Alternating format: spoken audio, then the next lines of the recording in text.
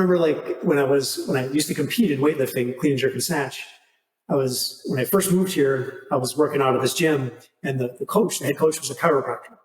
So I hurt my back one day, and there was a meet coming up, and I'm like, and he gets it. He's a legit competitor. The guy's a badass, right? Uh-huh. So I'm like, I need to compete in this meet coming up, like I can't remember, it was this weekend or the next weekend. I'm like, you need to fix this now, because I gotta come and train tomorrow. Like, this is not gonna slow me down.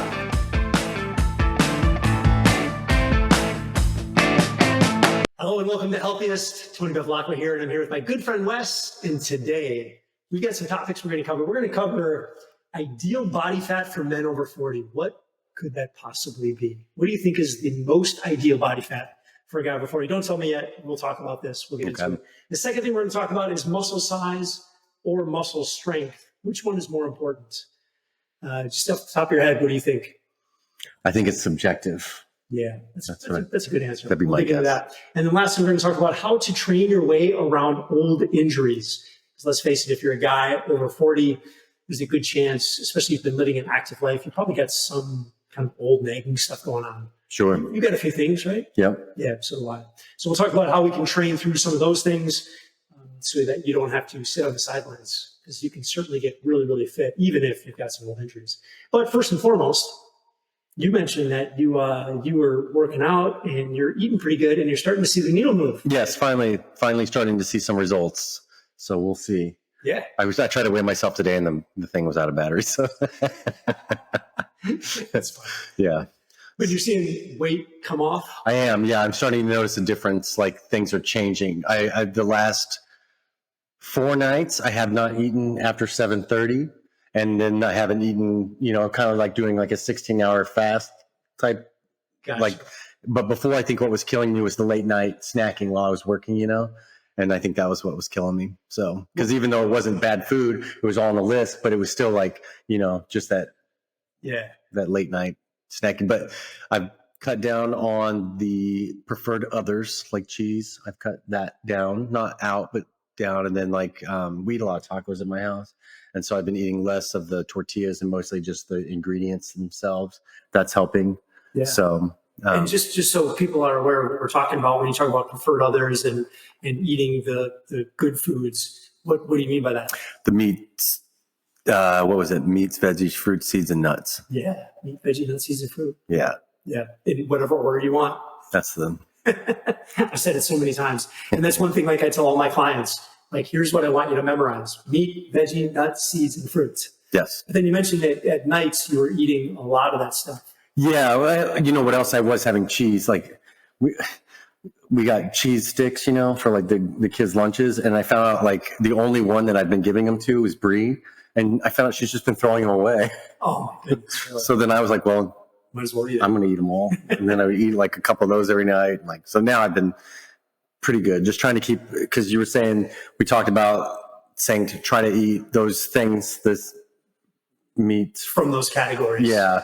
At least 80%. Yeah. Or even 70%. And so I've been trying to stay as close to that as I can. And I've been pretty good. But I am starting to see some results finally. Yeah, that's great. So with minimal effort on any cardio, I haven't hardly done anything, and just minor workouts, but I'm starting to see things change. So once I start, if I can get some time to actually devote to, doing it, I think I'll see much more rapid results. Yeah. So I can keep it up. Well, hey, just by doing the nutrition, you're already seeing the change: meat, veggie, nuts, seeds, and fruit. And then you've cut out, some late night eating, doing a 16-8 fast kind of thing.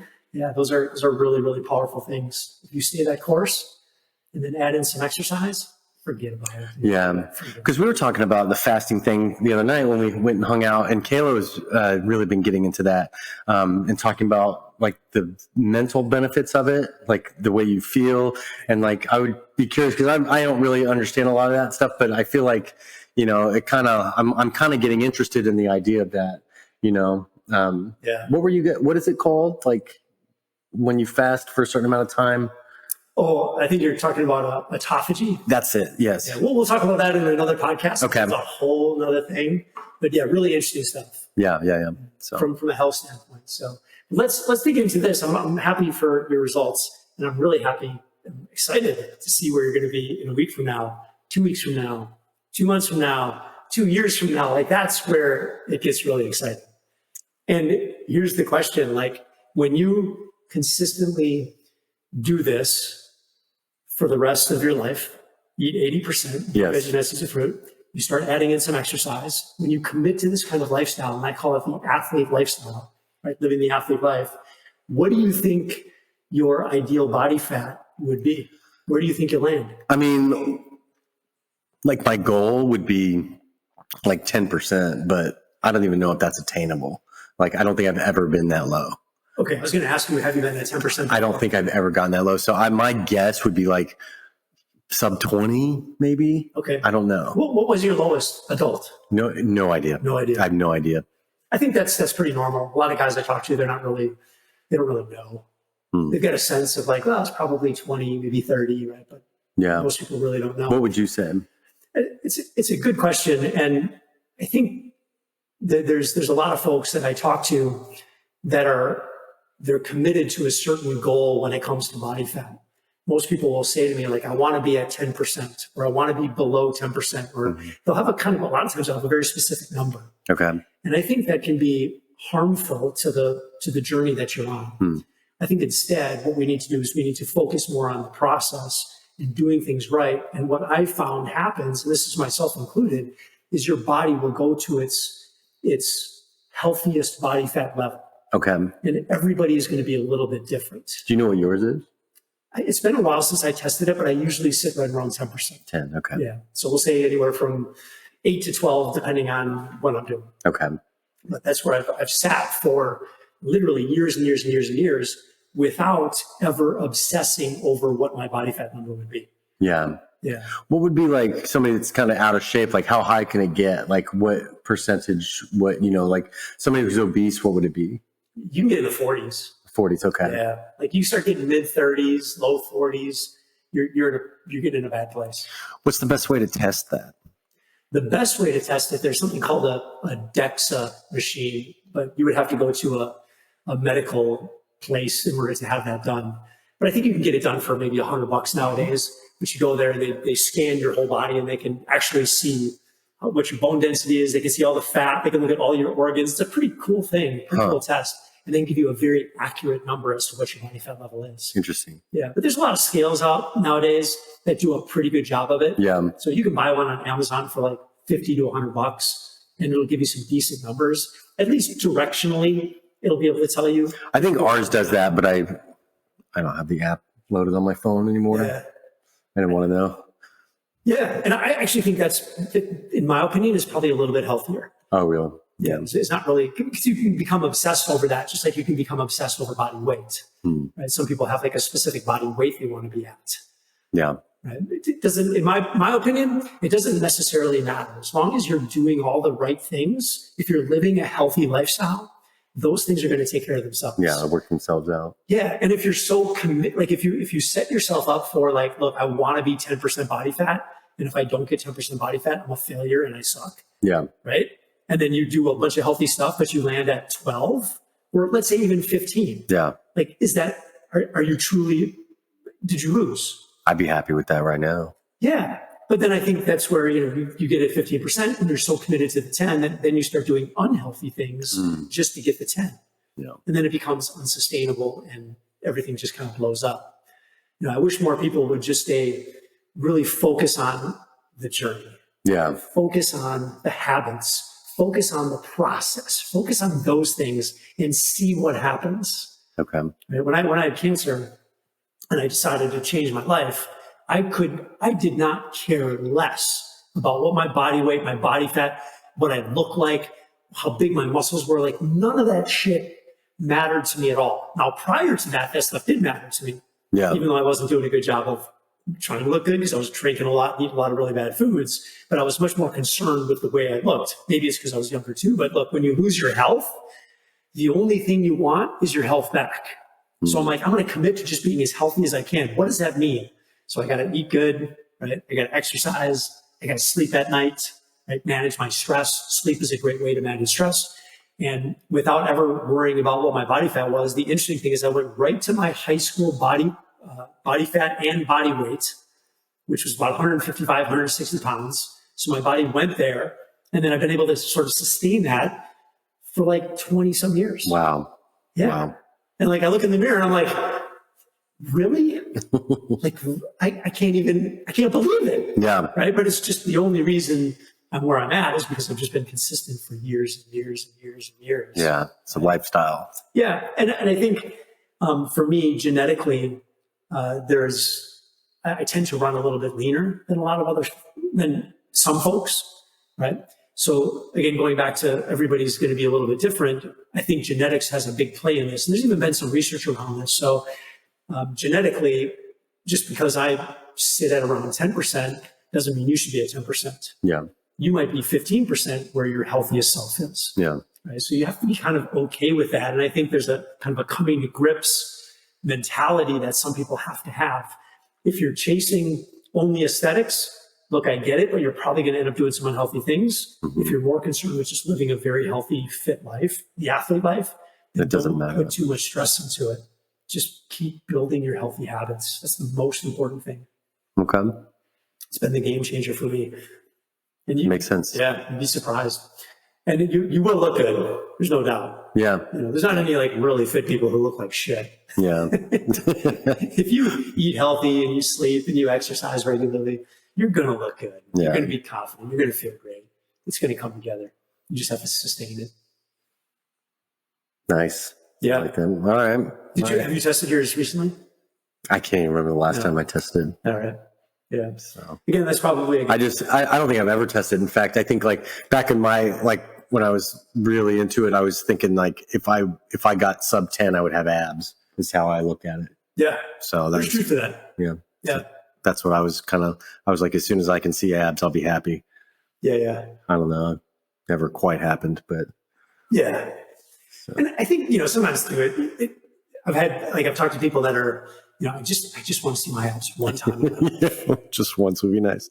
Yeah. And I get that. So if somebody comes to me with that, I'm probably not the guy for that. Yeah. Because it just kind of goes against my whole kind of philosophy and idea, because there's a good chance we're going to have to do some unhealthy stuff to get there, like starving yourself and cutting your calories down a whole bunch. And, I found that makeup works really well for that. yeah, if you could just spray Paint. them. Yeah, a little paint. Yeah, that's one way to do it. I'm sure they do that I in the wouldn't be the guy, movies. but I understand the mentality, right? Like just once in my life, I want to see some abs. Yeah. But just know that if that's your thing, you're Go to probably gonna Chippendales. end up doing some unhealthy stuff, and there's a really, really good chance you're not going to sustain it. Mm. It's going to be really tough. So if you want to see abs, maybe go to Chippendales. Is that what you're saying? Chippendales, yeah. You were there. You used to work there. Yeah, I was a bar waiter. Oh, you were a Busboy. Yeah. I was a towel boy. Towel boy, right on. That's not a good job. I was the makeup man. Oh my goodness. That sounds awful. Sorry to hear that. Yeah, so body fat, same thing with body weight. I wouldn't worry about body weight. Just let that stuff. Yeah, just let it work land. itself out. Yeah, and I like one of the things I love about working with people for a long time is it's always interesting to see where they land. Yeah, Like one guy will be 15, one guy will be 18, one guy will be 10. Like everybody's going to be a little bit different. I'm going to say like the range for a really healthy person in my experience has been anywhere from, I'm going to say 8 all the way up to like 18%. okay. It's a big range, but it's the truth. So sub 20, I would say if you're sub 20 and you're a guy over 40, Pretty good. that's pretty freaking good. Okay. You're doing pretty well. All right. Yeah. And again, the most important thing is like, what do your habits look like? Because Yeah. you can also be lean and have really shitty habits and not be healthy, right? We talked about last time, we talked about the crack addict. Yeah. You can Yeah. be a crack addict, see your abs. It just doesn't. Yeah. You're Yeah. starving, right? You don't want to see your ribs too. You know? Ribs and abs. Yeah. So there we go. Ideal body fat for men over 40. Do the fundamentals, and that stuff will work out for you. So let's talk about this next thing, because this is one that I talk about a lot, and I see a lot of other people talking about a lot. But it's muscle size or muscle strength. What's more important? Like to me, I don't care about the size as much as like, I wouldn't want to be too big. You know what I mean? Like I see these guys that are like bodybuilders and I'm like, man, I wouldn't want to be have huge muscles, Yeah. you know? So to me, like yours would be ideal for me. You know, when you're fit, you know, Yeah. you're muscular, but it's like, it's not, it just looks like you're healthy. Yeah. The funny thing about this is like in the last, I'll say 10 years, there's been a lot of research and a lot of like PhD podcasters out there talking about this research that's been focused primarily on muscle size. So they know that the bigger your muscles are, the more muscle mass that you have as a man, the more likely you are to be more healthful and the more likely you are to live longer. Okay. Those are pretty compelling reasons to carry extra muscle size, right? I guess. Yeah. But nobody really talks about like how much muscle do we really need? Yeah. Right? Is more always better? Like nobody's ever come up with that answer.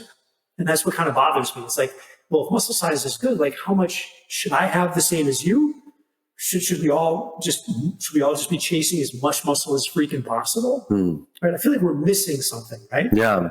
And if it was really the case, like if muscle size was this fountain of youth, why don't we just all go on steroids? Right. Why Yeah. don't we all let's just bulk up. Let's all get big. Right. So I can't say that just having bigger muscles is the right thing to do. Like just doesn't land with me. I can't tell someone that you got to be bigger. But people tell me that all the time. They're like, you're too skinny. I'm like, says who? Says Yeah. you? Like, who are you? Yeah. Hey, you're too skinny. Like, all right.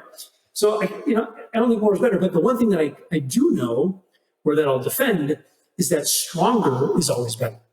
I would Bigger agree. is not always better, but you can never be too strong. Yeah. Yeah. And I've even asked people, I'm like, do you feel like, people who lift a lot, I'm like, do you feel like there's a limit to how strong you should be or how you could be? And I just asked my buddy this the other day, and he's like, thinks about it for a while. He's like, no, as long as you're doing it right, you can always be stronger. Mm-hmm. There's benefits. There's a huge benefit to being stronger. Now, I wish they would do more research on that instead of muscle size. Yeah. Just strength. Yeah. Yeah. And then even come up with like some specific benchmarks of how strong like the average adult male should be to be his most healthiest self. So like instead of body fat, we're looking at strength tests. Like, Exactly. yeah, that'd be interesting. Yeah. Can you think of any ways to do that? Like, how would you do it? Do you mean like benchmarking the? Yeah, like how would you measure somebody's strength levels? Yeah. I can And talk. that's just because I've been in the industry for so long and I've been working in the world of strength for so long. I've got my own benchmarks.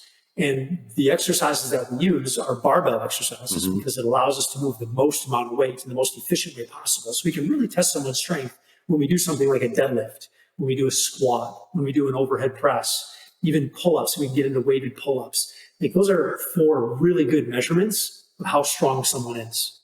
Right? And I believe out of all of those exercises, every single guy, and I don't care how old you are, needs to be able to deadlift at least 200 pounds from the floor. That would be the minimum.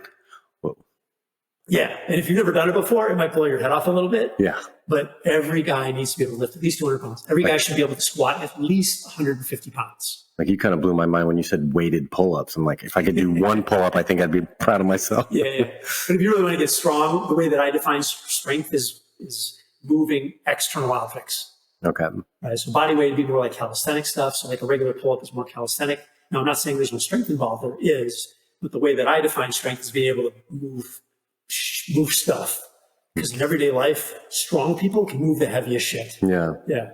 So doing a pull-up with weight would be a way to do it. But I think as a minimum standard, as a benchmark, every guy needs to be able to do at least one pull-up. Okay. Right? And then the overhead press, every guy needs to be able to press over his head at least 100 pounds. Wow. So those would be the bare minimum standards. And that's what I get. Anybody that works with me, my goal is within 3 months, I need them to hit those levels. Okay. So I'm like mission driven on getting them to those numbers as fast as possible in the safest way possible.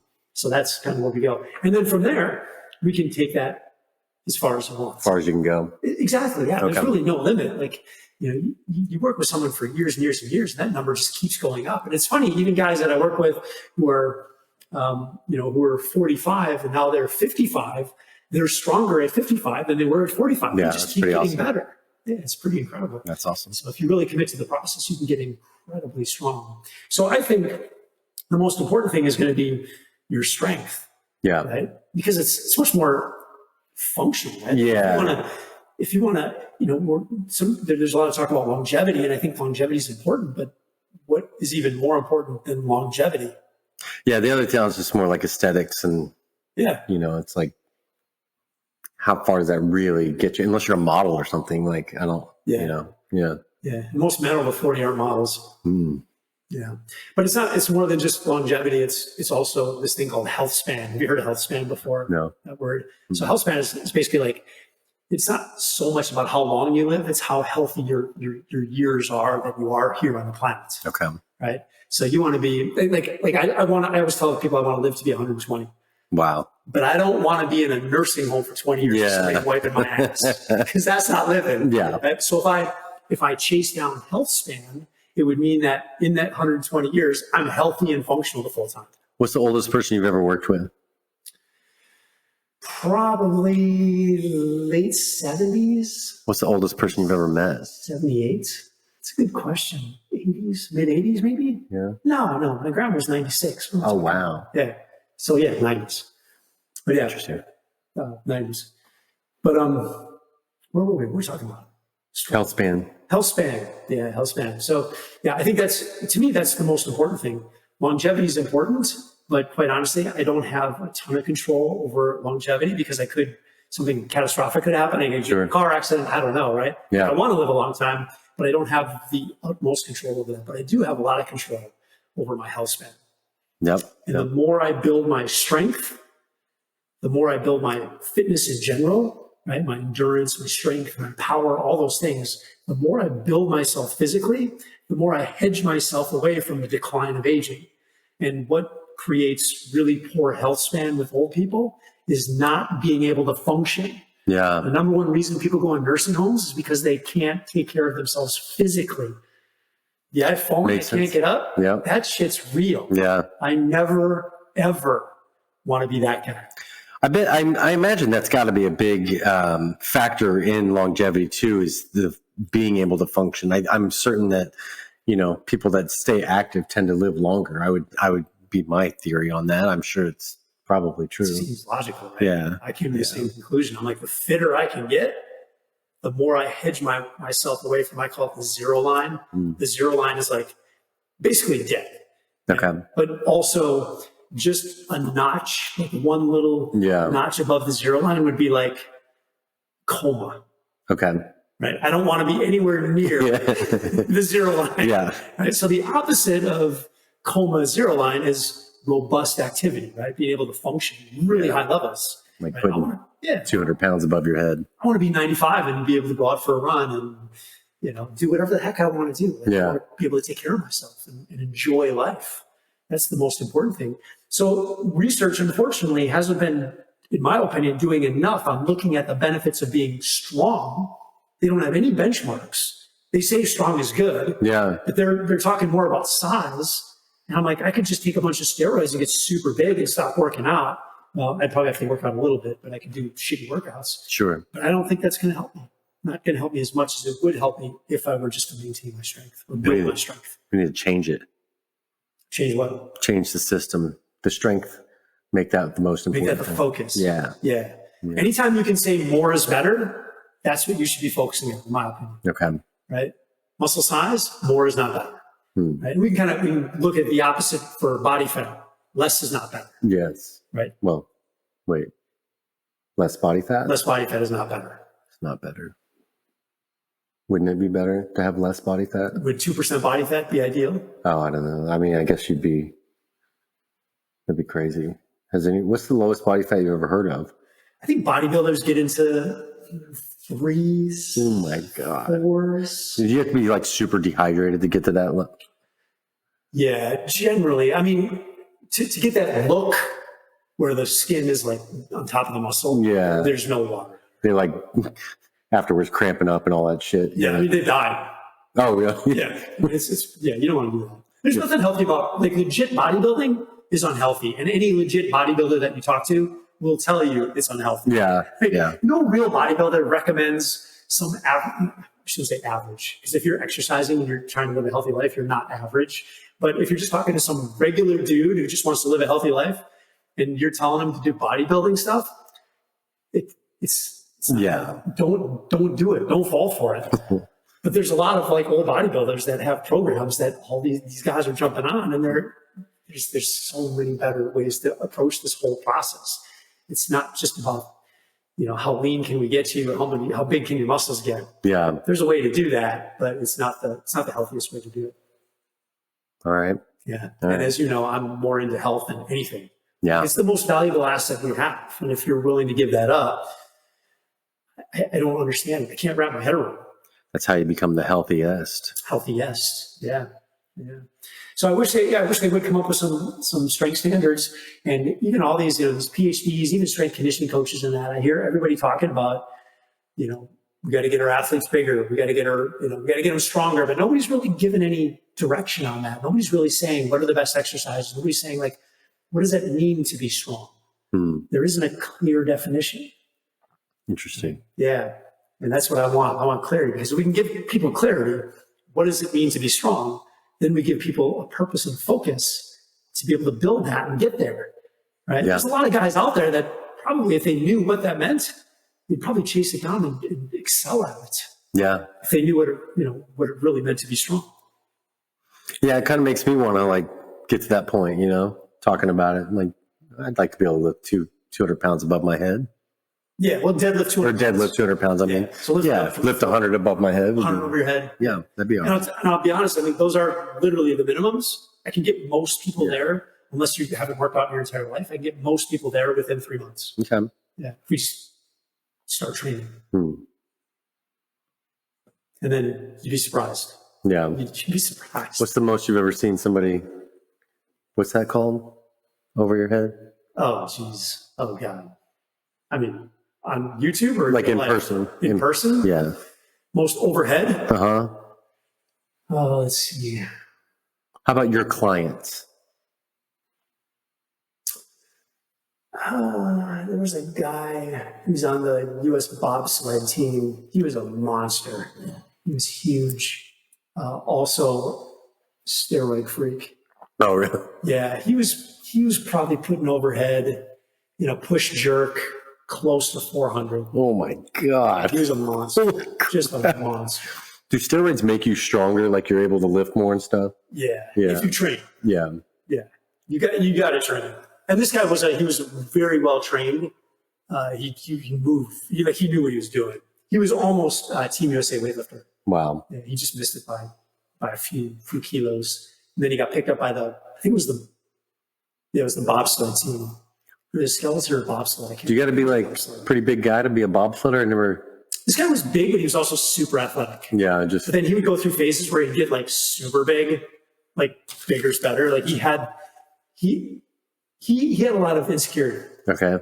And he had this image that he was trying to portray to others, and it was very clear to me, at least, that he was very insecure.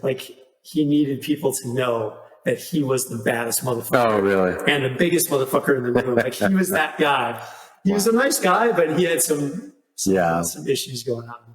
But yeah, to be a bobsledder, you got to be athletic for sure. And he was strong and he was fast because he was a weightlifter too. So weightlift is clean, jerk, and snatch. So his power levels were off the charts. Yeah, sounds like it. Yeah, he was exceptional. I think if he didn't get all deep into the steroids, I believe he probably could have been even a better athlete, to be honest. Yeah. But yeah, so muscle size, I don't think we should be chasing that. I think going back to just, let nature kind of take its course, do all the right things, build your strength, train for strength, try to get stronger, build as much strength as you possibly can. And you can build more when you're younger. So don't wait, because you lose some of your potential as you get older. And then just see what happens to your muscles. They're probably going to get bigger. Yeah. But there's going to be a limit. For sure. Not everybody's going to be, Arnold Schwarzenegger. Yeah. This guy that I knew.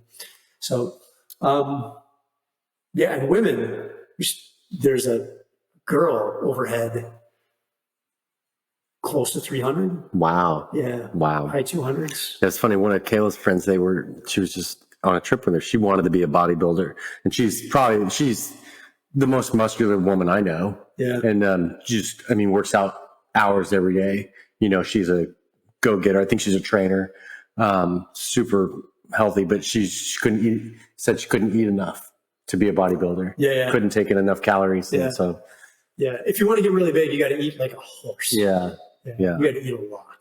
And they go through these phases. You probably mentioned this before, but like there's different phases that bodybuilders go through. They go through like a bulking phase. Yeah, they do a bulk and then a cut or whatever. Is that right? Yeah. There can be some other things in there too, depending on what you're following. But anyways, that's primarily aesthetic stuff. That's what I thought about. Like when I was eating really bad, I was like, maybe I should just do a bulk phase one. Eating so shitty. There's a time and a place for bulk phase. But again, if you want to live your healthiest life, you want to live an athlete life. Because if last time we talked about like these buckets, right? There's the buckets of fitness. And I simplify it into these two different areas. One is the Globo Gym, bodybuilding kind of world. And then there's the world of athletics. Yeah. They train and think and eat, for the most part, completely different. Okay. You don't see great soccer players going through bulk phases and cutting, like, it doesn't make any sense. Yeah. I imagine it would slow you down a little bit. 100%. Yeah. So you want to be able They're to run. most focused on performance. And the only way that you can perform at your highest levels are if you're healthy. Like, shocker, the healthiest people in the world are the best performers in the world. Yeah. Like, that's how it works. Yeah. You know, if I would be like, hey, we got to get you down a couple of body fat, you're looking you got a little bit of pudge around the midsection. I need you to drop 3% body fat. So here's what we're going to do. I need you to only eat like 800 calories for the next 2 weeks. Guess what's going to happen to that person's performance in their next game, match, whatever? It's going to suck. Yeah. It just doesn't make any sense. So you have to, again, there's the healthy way, and then there's the aesthetics way, right? So no judgment on you aesthetic folks out there. If that's what you're chasing and you know that's your goal, I'm not hating on you. It's just not what I do or what I'm about. It's completely different. You're not the healthiest. You just might look good. Depending on what you just think looks good. I don't think a bodybuilding chick looks good. Personally, sorry, I just don't. Yeah, it's not I think it looks kind of silly, to be honest. I don't know. The bodybuilding in general is just weird. It's a weird industry. Yeah. Yeah. Like I would never, I don't know. It's funny though, because I was kind of into it way back in like my late 20s. Yeah. After I graduated college. But I kept sabotaging myself because I drank so much and ate so much shit. But I remember, like, for me, I'm not a big guy. It was so hard for me to put weight on, to get size, that I would have to eat all the time. Yeah. Like if I didn't eat, I just I'd lose weight. On those bulk, when they're doing a bulk, do they eat whatever? Or is it like they're just like a ton of protein and stuff like that? Like, how does that work? Like to get the most calories? It depends. I hear different things from different people. And again, just full disclosure, I'm not in the bodybuilding world. I don't spend a lot of time there. But from what I remember, there's different ways. There's like the guys who just want to get as big as fucking possible. You go to the buffet and you put whatever you can into your face because you want to get big. Yeah. And you will expect or anticipate that you're going to lose some muscle when you go through your cutting phase. You anticipate that. So I've heard like, uranium, like this much might have like 100,000 calories in it. You could just... Really? That's so many calories it would take to burn that uranium off. You know what would happen to the uranium? You just shit it out. That's the one thing that nobody takes into consideration when it comes to calories in. Is how much you have to shit out? Yeah. Some of those calories go out your back in. Yeah. Nobody's measuring that. There's calories in there. Anyways, it's like there's so many flaws to the calorie thing. It's just so long. Well, I think we beat muscle size and muscle strength to death. Okay. Yep. Any thoughts?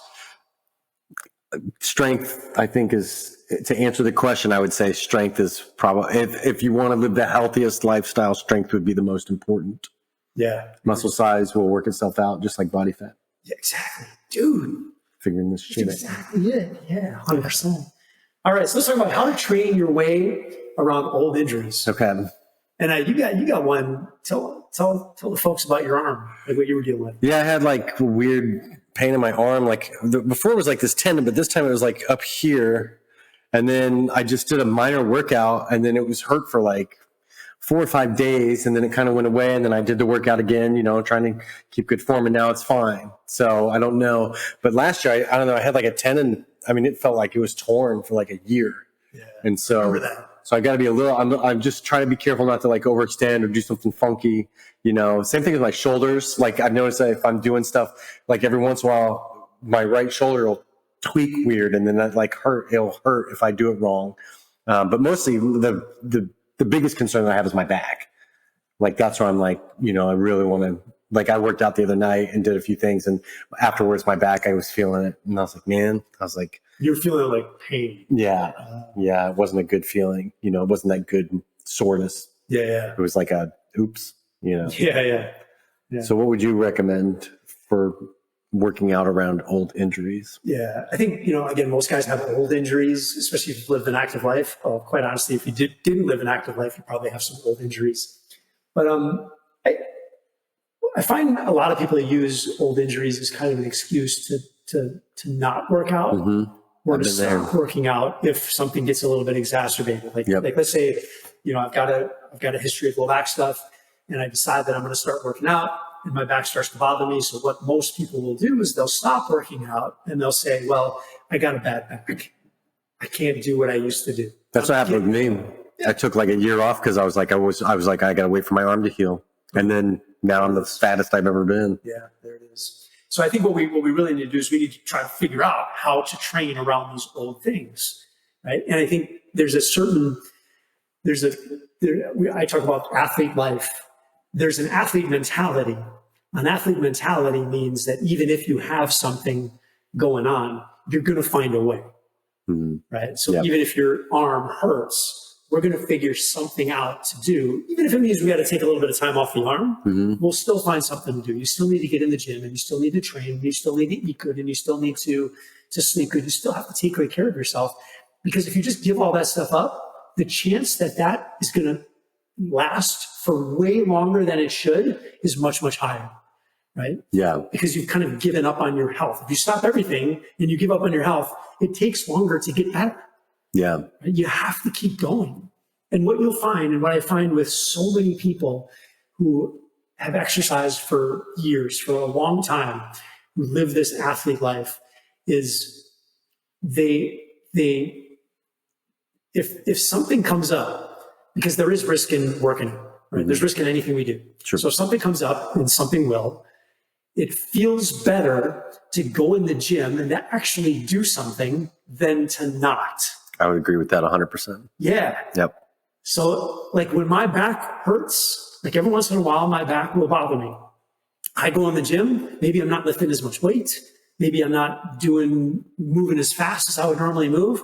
But I'll tell you what, sometimes putting some weight on my back and doing some deadlifts feels amazing. Yeah. Yeah. Because everything just kind of resets. Like your body goes back to the right patterns. And if we think about injuries, soft tissue particularly, if there's like a soft tissue injury, meaning like your muscle is hurt, or a tendon, maybe even a ligament, but the nervous system controls that muscle, right? And that tendon. So what happens when that muscle gets injured is the nervous system starts acting real funky. It doesn't send the right messages. The muscle gets, it either locks down on you, or it doesn't fire the way that it should, right? It loses its coordination. So when you actually go in the gym and you train it and you start moving it, it turns that nervous system back on. It gets the things firing normally again. Okay. And I speculate that that's why it feels good to get in the gym and to actually do something than to not. Yeah. Because you're retraining, or you're reactivating that nervous system to get that muscle to start functioning normal again. Okay. Like you got to get back to normal. Yeah. And the fastest way to do it is to actually freaking move. And sometimes to actually lift some weight. But I would say, with that being said, someone who knows what they're doing. Yeah, you make sure you're consulting a professional if you're going to. Yeah, just know what you're doing. Lift things. I wouldn't recommend somebody just go in and lift weights. Just go deadlift if your back hurts. Yeah. I'm not saying that, but I can't tell you how many people, myself included, and like people look at us like we're crazy, right? Like, oh, my back's really bothering me. I can't wait to deadlift tonight. They're like, what? Like, no. Yeah, that sounds so backwards. It does, but nobody can even believe it. But how many people actually have trained for years, right? Yeah. But it's true. Like you have to kind of work through some of that stuff. Now, there are some things where maybe you need to take some time off. But I find I find that most things, I'm going to say I'm going to make a bold statement here. I'm going to say 95% of the stuff, it's good to move. Yeah. You got to move. Just keep it moving. You got to keep moving. Yeah. Even if there's some inflammation and it hurts, every little bit is going to be good. Okay. For the most part. And with injuries, there's two kind of things too. So there's soft tissue injuries, which are probably the most prominent. Again, like your muscle hurts or tendon ligaments, something like that. But then there's also structural stuff. So I'll just give you an example. Like for me, I've got degenerative discs in my back. Okay. So that means like the disc is wearing away, and eventually I might go bone on bone. Yeah, it sucks, right? It's awful. So, but you'll find that I think it's something like 60% of men over 40 that get x-rayed have some form of disc degeneration. Sure. It is part of the aging process. You want to stay fit, stay strong. All those things are really important to negate any of the potential downfalls of that, because it's bound to happen. But what's interesting is out of those 60%, it's something like only 50% actually have symptoms. So just because you have degenerative disc disease, if you've been told that, you still need to go work out. Yeah. Right? Like it's not, there's a lot of people out there that have it and don't have any symptoms at all.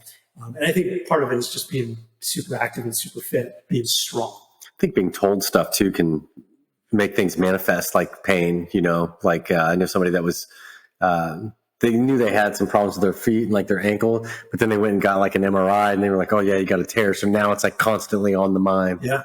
Yeah.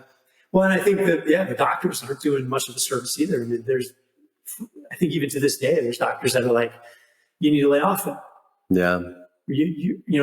Sometimes doctors will say like, you shouldn't squat, you shouldn't deadlift, you shouldn't lift too much weight. Like, what does that even mean? What is too much weight? Yeah. Right. Most doctors don't even work out. Like, they don't even know. Like they make these random statements and then they end up scaring people into doing the shit that they should be doing. Yeah. Right. These idiot doctors. Yeah. But if you're a shitty doctor, leave a message in the comments. We want to hear from you.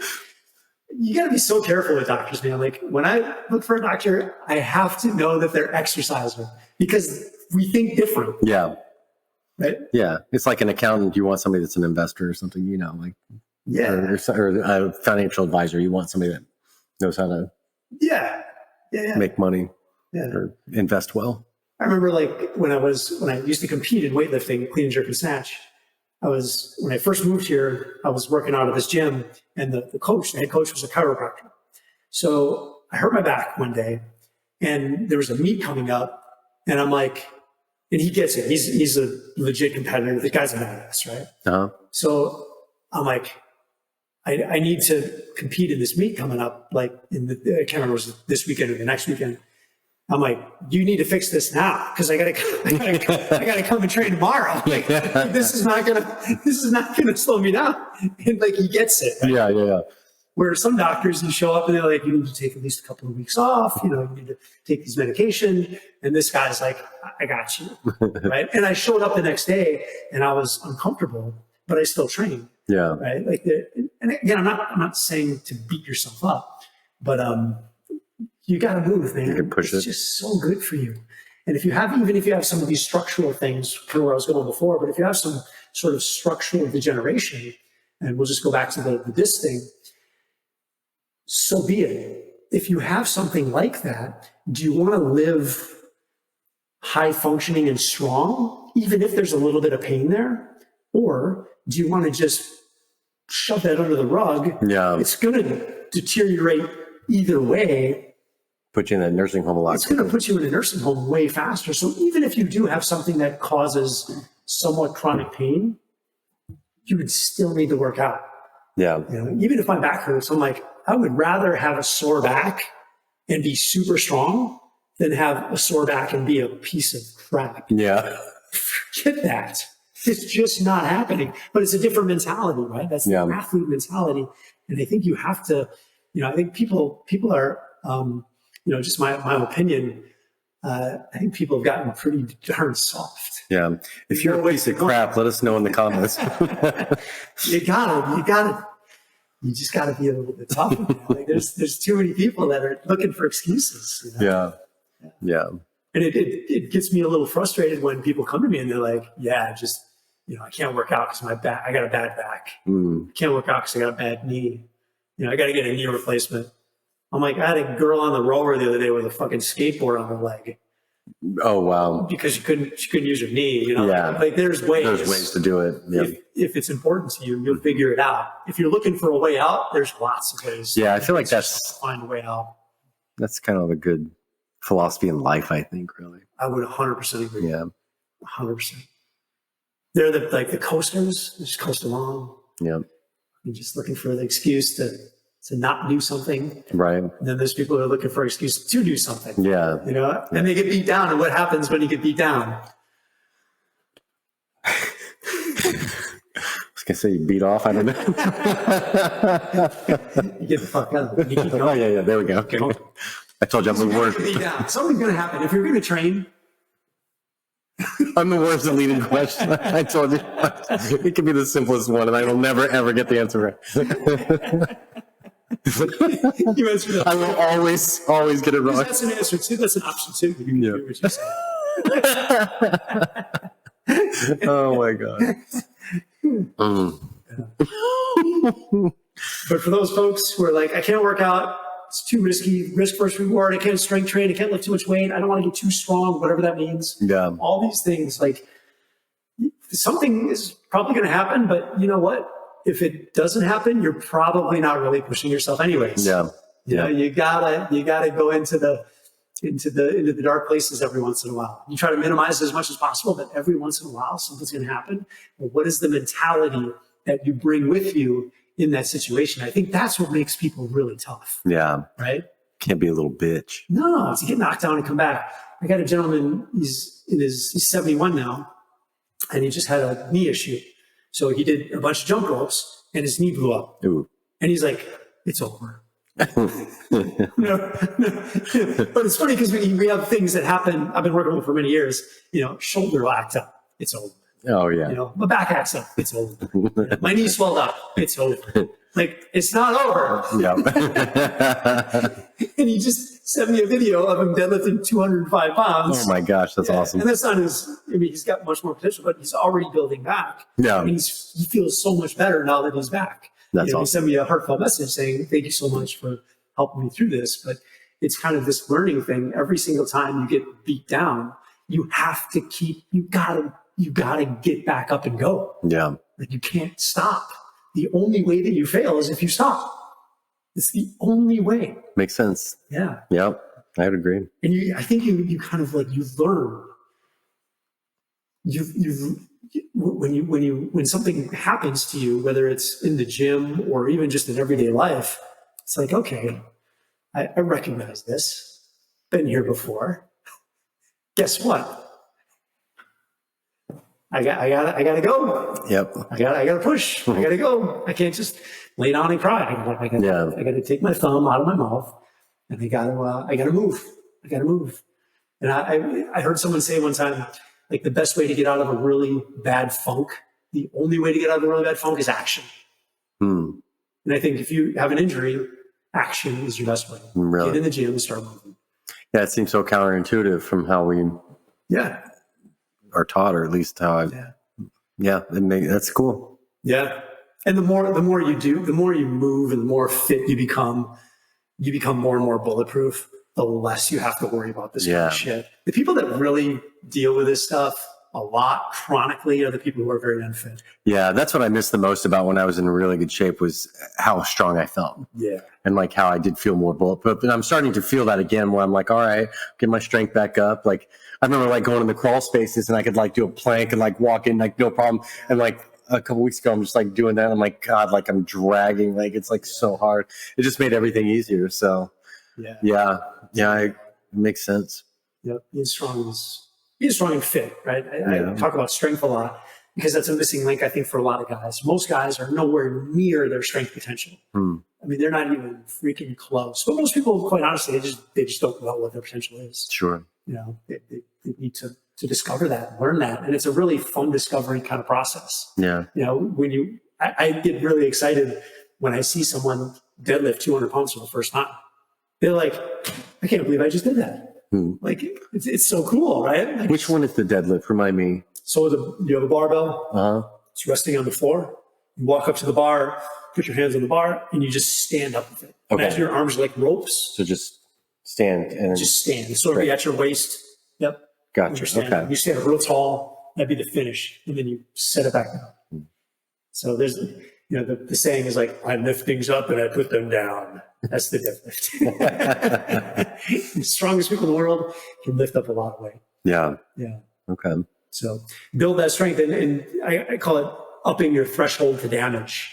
If you want to up your threshold to damage, you got to be strong. You got to be strong. A lot of guys, what they'll do is they'll go out and they'll start with cardio because they want to burn calories, because they want to lose weight. You go out and you start running miles, which a lot of guys do. What happens to your ankles, your feet, your knees, your hips, your back? Yeah. Everything starts to break down, right? So you can build a tremendous amount of cardio, but if you're not strong, you end up just blowing yourself up. Yeah. The most important thing is to get strong first and then start building up your conditioning and your endurance. Now, there's a way you can build both up simultaneously. And that's what you specialize in. But get strong, man. That's like your foundation for everything. All right. Get strong. Get strong. Physically, and it carries over mentally. It's both. I like it. I agree. I would definitely agree with that. So we covered all three of these things. Any other thoughts on any of these things? No, this is inspiring though. Makes me want to get strong, keep going. Yeah. So I'm feeling better every week, That's huge. So I've been busy as all get out, but even just finding a little bit of time and then doing the eating, even just keeping the nutrition has made, I feel better about myself every day that I'm successful in it, so, and it's been a good run. The last time I had any sugar that I can remember was, at that birthday party. No kidding. Yeah. So it's been over a month. Yeah. 2 months. So I had Dude, that's huge. Yeah. So maybe a little alcohol, but Yeah. I don't know how much sugar's in that. I remember, but Yeah. that would be the only other thing. Well, hey, just cutting out the sugar, that's such a hard thing because it's so addictive. Yeah. So congratulations, man. It's awesome. And I'm glad to hear that the needle's moving. Yep. Finally starting to see some changes. So Let's keep it moving. yep. Yeah. And then get stronger and we'll go from there. Right on. Yeah. Till next time. Later.